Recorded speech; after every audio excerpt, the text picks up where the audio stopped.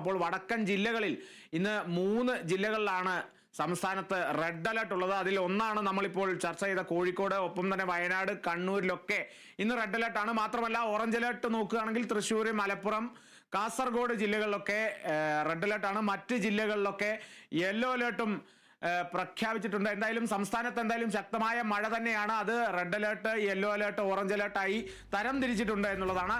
ഒപ്പം തന്നെ ഇതിനൊക്കെ ഉപരിയായി ബംഗാൾ ഉൾക്കടലിന് മുകളിലായി പുതിയ ന്യൂനമർദ്ദം രൂപപ്പെടുമെന്നും കൂടിയുള്ളൊരു മുന്നറിയിപ്പ് അടക്കം കാലാവസ്ഥാ വകുപ്പ് അറിയിച്ചിട്ടുണ്ട്. വിഷ്ണു കരുണാകരനുണ്ട് വിവരങ്ങളുമായി. വിഷ്ണു, ഈ ഒരു സംസ്ഥാനത്തടക്കം പല ഭാഗങ്ങളിൽ red alert, orange alert, yellow അലേർട്ടായി തരം തിരിച്ചിട്ടുണ്ട്. ശക്തമായ മഴ തുടരും എന്നുള്ളത് തന്നെയാണ് കാലാവസ്ഥാ വകുപ്പ് അടക്കം പറഞ്ഞിരിക്കുന്നത്. ഒപ്പം ചില മുന്നറിയിപ്പ്, ന്യൂനമർദ്ദം രൂപപ്പെടുമെന്നുള്ള മുന്നറിയിപ്പ് അടക്കമുണ്ട്. അതും കൂടി മഴ ശക്തമാക്കാനുള്ള കാരണം ആണ് എന്ന് തന്നെയാണ് നമുക്ക് പറയാൻ സാധിക്കുന്നത്. മറ്റെന്തൊക്കെയാണ് ലഭിച്ച അല്ലെങ്കിൽ നമുക്ക് ലഭിക്കുന്ന പുതിയ കാലാവസ്ഥാ വകുപ്പിന്റെ മുന്നറിയിപ്പുകൾ, ജാഗ്രതാ നിർദ്ദേശങ്ങൾ?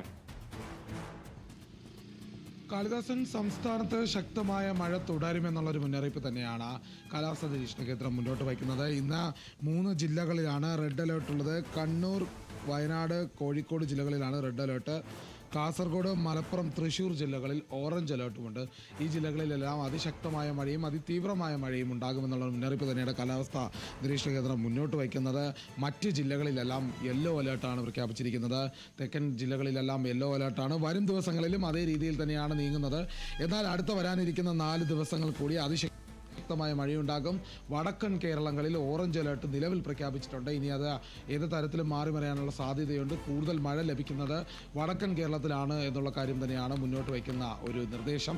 ഏതായാലും തെക്കൻ ജില്ലകളിൽ അതിശക്തമായ മഴ തുടരുന്നുണ്ട്. ഇടവിട്ടുള്ള മഴയാണ് പലയിടത്തും തെക്കൻ ജില്ലകളിലുള്ളത്.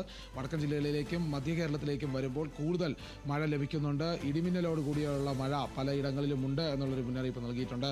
ജാഗ്രത പുലർത്താനുള്ള നിർദ്ദേശവും കാലാവസ്ഥാ നിരീക്ഷണ കേന്ദ്രം മുന്നോട്ട് വയ്ക്കുന്നുണ്ട്.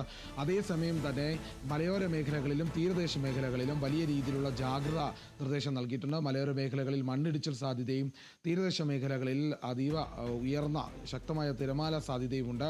കള്ളക്കടൽ പ്രതിഭാസത്തിനും പലയിടങ്ങളിലും സാധ്യതയുണ്ട് എന്ന് തന്നെയാണ് കാലാവസ്ഥാ നിരീക്ഷണ കേന്ദ്രവും സമുദ്ര ഗവേഷണ പഠനം വ്യക്തമാക്കുന്നത്. ഏതായാലും ശക്തമായ രീതിയിലുള്ള ഒരു മഴയും അതോടൊപ്പം തന്നെയുള്ള കാലാവസ്ഥാ വ്യതിയാനവും ഉണ്ടാകും എന്നുള്ള കാര്യത്തിൽ തീർച്ചയാണ്. വിനോദസഞ്ചാര കേന്ദ്രങ്ങളടക്കം പലയിടത്തും അടച്ചിട്ടിരിക്കുകയാണ്. അതോടൊപ്പം തന്നെ തീരദേശ മേഖലകളിൽ രാത്രിയുള്ള യാത്രകൾ ഒഴിവാക്കാൻ അറിയിച്ചിട്ടുണ്ട്. മത്സ്യബന്ധനത്തിന് തമിഴ്നാട്, കേരളം, ലക്ഷദ്വീപ് തീരങ്ങളിലേക്ക് മത്സ്യബന്ധനത്തിന് വിലക്കുണ്ട്. ഇത്രത്തോളം സാഹചര്യങ്ങൾ നിലനിൽക്കുന്നുണ്ട്. പലയിടത്തും തിരമാലകൾ ഉയർന്നു വന്ന് തീരദേശ മേഖലകളിലെ വീടുകൾക്ക് കേടുപാടുകൾ സംഭവിച്ചതായും വിവരമുണ്ട്.